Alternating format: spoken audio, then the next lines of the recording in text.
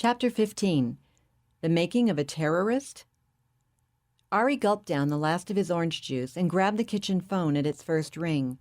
It was just before 7 o'clock, and Nicole mustn't be disturbed. An emergency operation had kept her at the hospital until after 2 o'clock in the morning.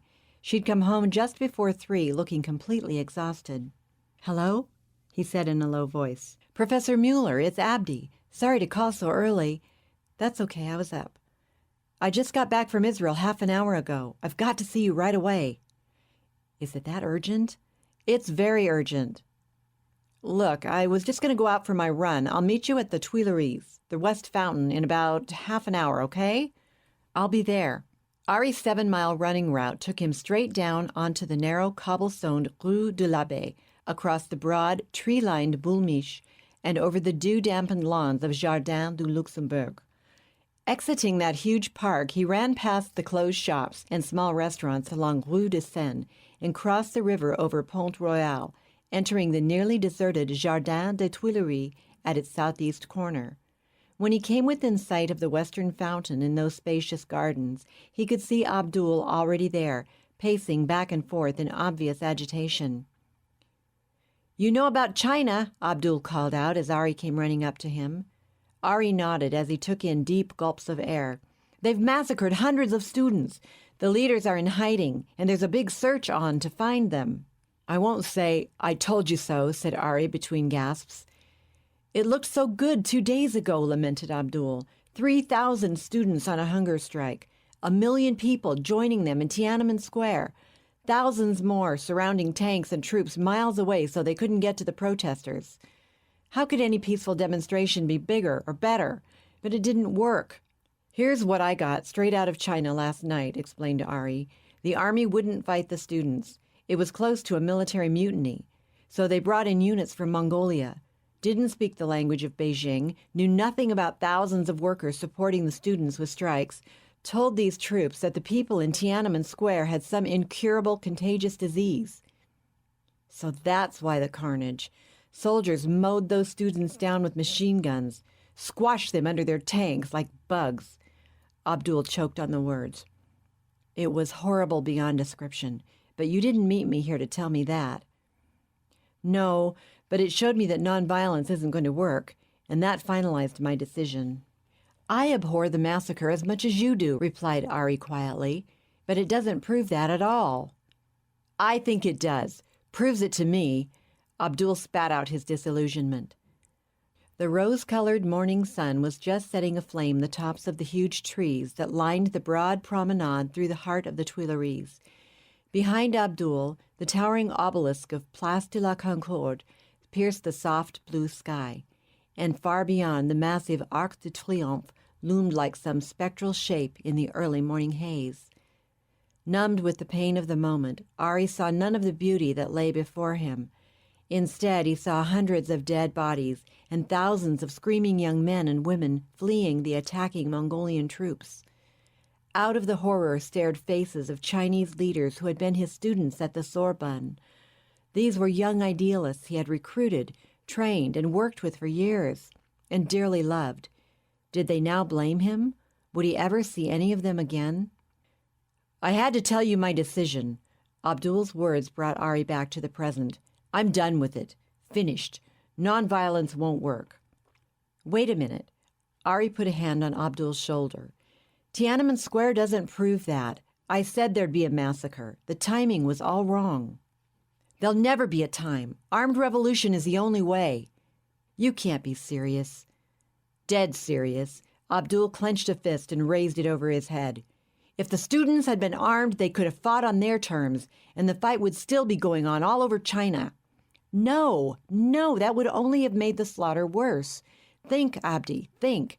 Where could civilians get the weapons to fight a modern army?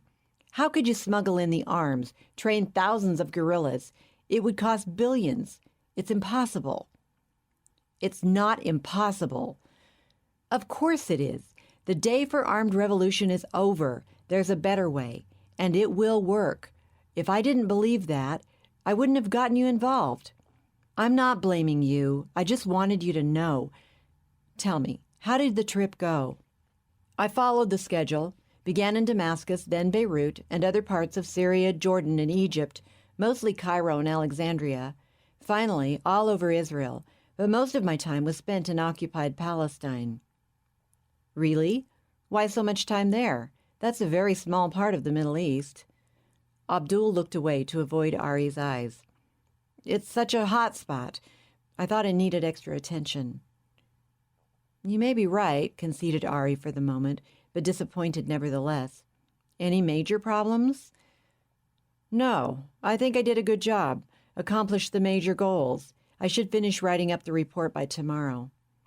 Good. I look forward to reading it. Strange outfit you had me work for. Why is that? Talk about secretive. I called some of the numbers you gave me and nobody answers any questions. Wouldn't even trust me with an address where I should mail my report. Told me to turn everything over to you, that you'd mail it. I understand how you feel, said Ari sympathetically, but they do have to keep their activities secret. And you were just new. That's reasonable, isn't it? Abdul nodded grudgingly. Yeah, to some extent, but they went a little too far, like it was some international spy ring.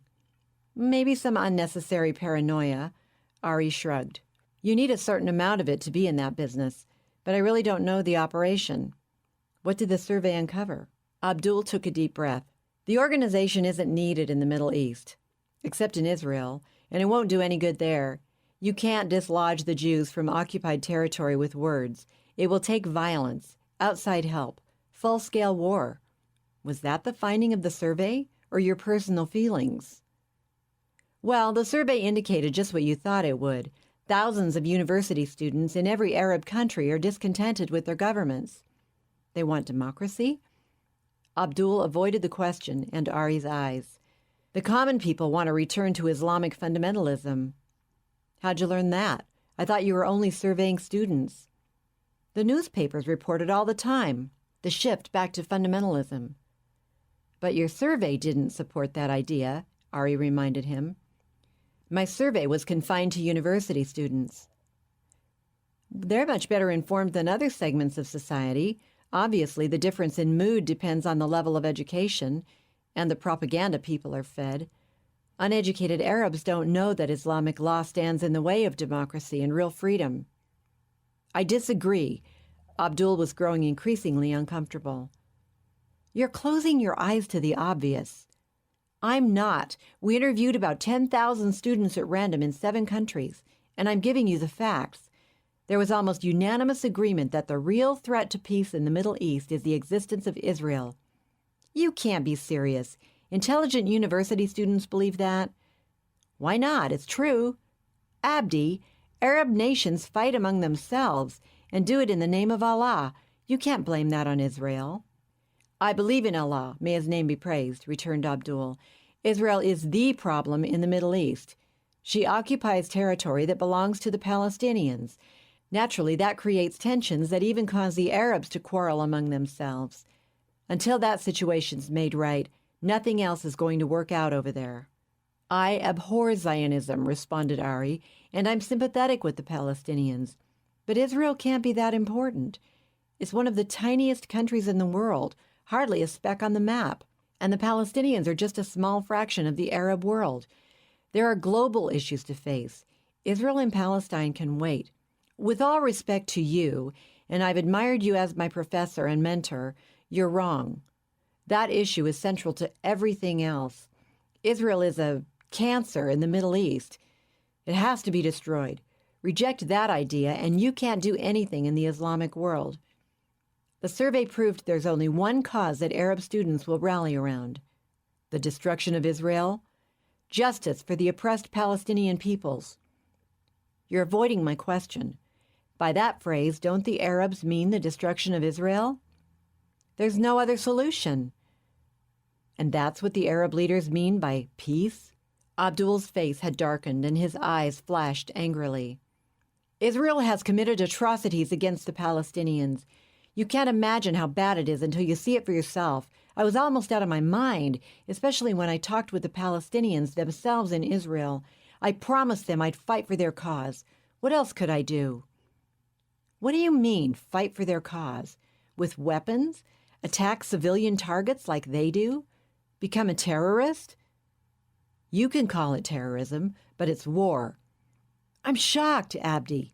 Look, I'm not defending Israel, but we can't be partial in our justice. Worldwide terrorism, attacking or taking innocent civilians hostage who have no relationship to the Palestinian problem at all, you call that war? Yes, it's war, and we're going to win. Abdul was not backing down. Since when were innocent civilians the primary target in a war?